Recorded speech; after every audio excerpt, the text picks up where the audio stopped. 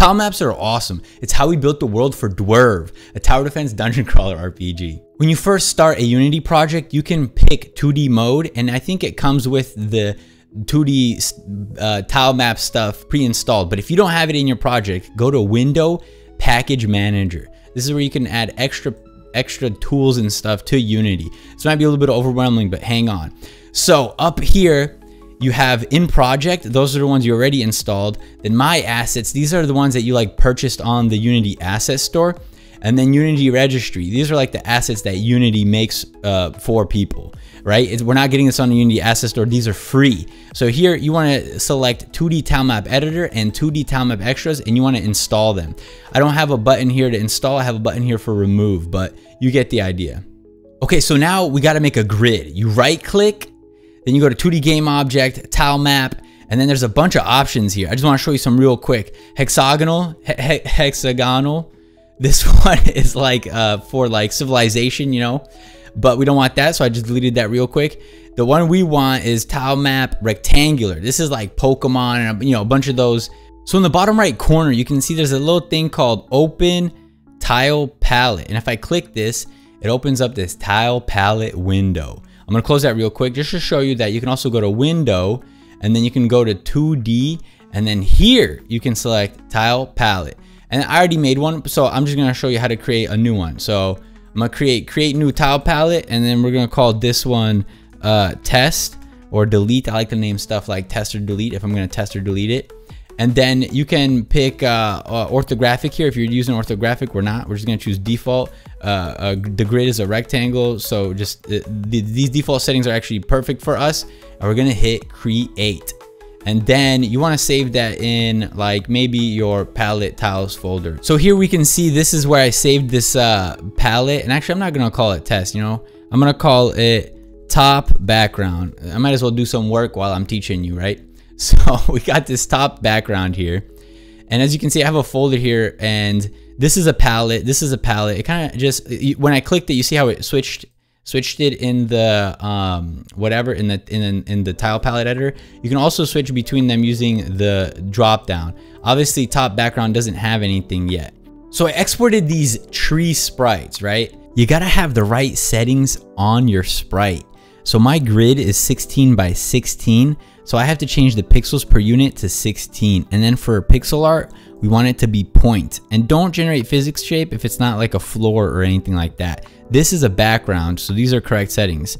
Now we go to sprite editor. And when you go to the sprite editor, oops, what did I just, whatever. Anyway, so here, normally you just click automatic and you would slice images like this, right? And then when you slice images like this, you can just use the sprite renderer and render the sprites. But for the tile map, what you want to do is you want to slice it using the grid. So do grid by cell size. And my cell size here is 16 by 16. And then this will cut it up into, I hit that slice button.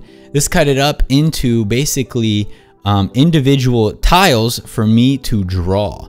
And so we go back over to our tile palette, and now what you can do is now if you drag those trees in here, look at that white box, it's huge. I'm gonna put it like over here off this to the side, and I guess you got to give it a name. And then wow, this is oh whoa, all my tiles look a little bit weird. They're in the right spot, but you can see they're not the right size, right? If I look over here, I don't know when I messed this up, but this needs to be 16 and this needs to be point. I guess it reset those values at some point in time. But look, once I hit apply on that, it fixed it. We're all right, guys. At least now you know how to fix that if you made that same mistake. And now if we want to draw a tree, you just come over here and you pick whatever. Let me move this, let me get it in the camera. You can pick whatever tile you want now, and then you click the paintbrush up here, and then you can draw that thing, except it's gonna repeat. You see how it's repeating? And then the eraser tool will obviously erase it. But if you want to paint a giant chunk like this whole tree, which is what I want to do, then I'm gonna pick this right here, and this will let me make a big selection like this. Now I can hit the paint brush, and now check it out. I can paint a whole tree. However, check this out. If I paint the tree next to the other one, they didn't overlap. Instead, it kind of like erases the other tree. You see that? It's erasing sprites on it. By the way, if you want to make a big eraser, you can also just drag, and now your eraser's big. Oops, let me go to the eraser. And now your eraser's big, so you can erase a lot in one go. So what I want to do, let me show you the how you can layer stuff. So here we have this tree, and let's say I put it right there.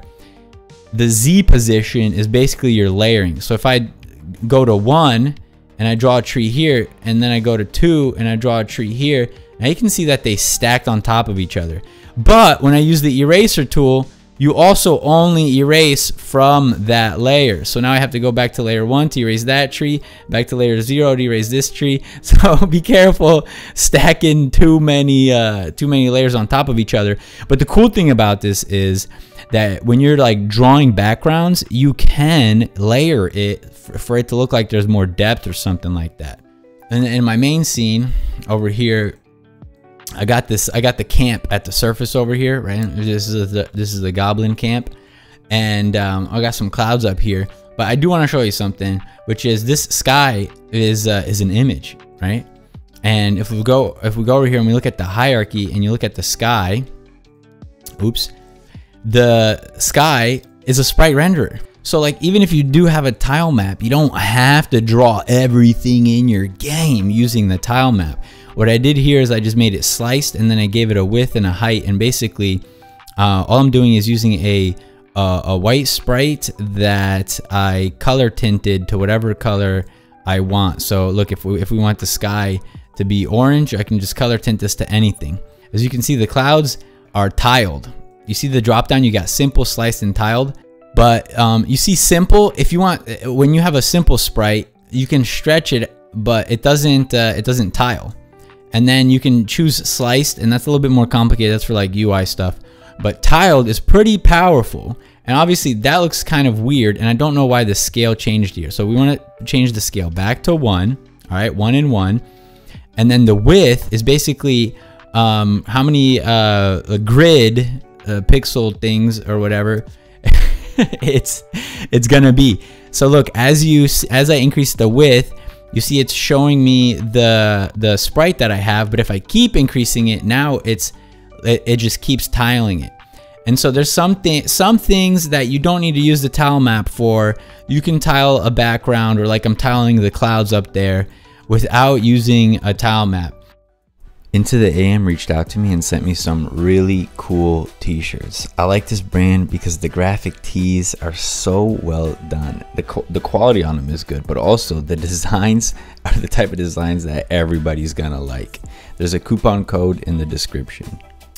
This looks so messy, but if I search grid, I think I got over here I got my grid, and in the grid I have my ground tile map. And you can have several tile maps in your project. This ground one, you can see, has a collider, tile map collider, and a composite collider. And I'll talk about these more in the next video where I show you how to create grounds to collide with. But the ground for like we're gonna do parallax background or whatever, for that, I still want it to be a tile map. So you go to grid, 2D game object, tile map, rectangular tile map, and we're just gonna call this top BG for, you know, top background. But I'm not gonna add a collider on this because you're not colliding with the background. This order right here doesn't matter. You see, nothing's changing. It doesn't matter. What actually matters is the layer you choose and then the order in that layer. But even if I go to like 400 here, it's never going to be higher than entities, because when you do add sorting layers, entities, you can store stuff within foreground, you can store stuff. If you want the background to be higher than these other layers, you literally have to move it here. You see how right here there's a grid and there's a top background and a ground? You can choose which one you want to paint on here. So we're going to paint on top background. I got my tree selected. I'm gonna pick the paintbrush tool. And now we can paint it over here. That one, wait, why is it not appearing? There it goes. That was a little weird. Oh, it disappeared.